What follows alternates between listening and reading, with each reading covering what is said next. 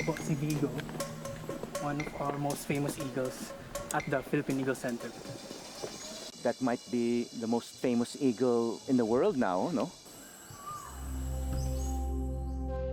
Taong 2017, nakunan si Vigo ng wildlife photographer na si Floyd Bermejo at siya ang naging muka sa 1,000 piso.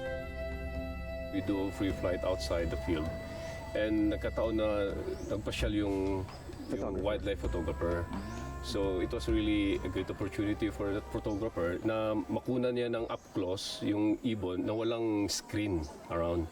So kaya nagkaroon siya ng magandang shots doon.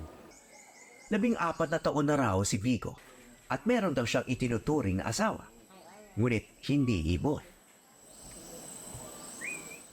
Ako yung human surrogate mate niya. Okay. Kumbaga ako yung asawa niya. So Okay. it's a male. Okay. Kasi we tried to introduce female before I imprinted this bird.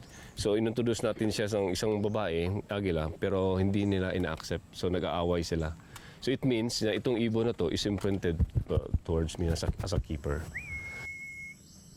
So ang Philippine Eagle, napaka-loyal yan na hayop. Talagang iisa lang yung kanyang partner habang buhay. Monogamous kasi sila eh. So Yeah. they stick to one. So once na-imprint na siya, so hindi na siya pwedeng ibigay sa iba.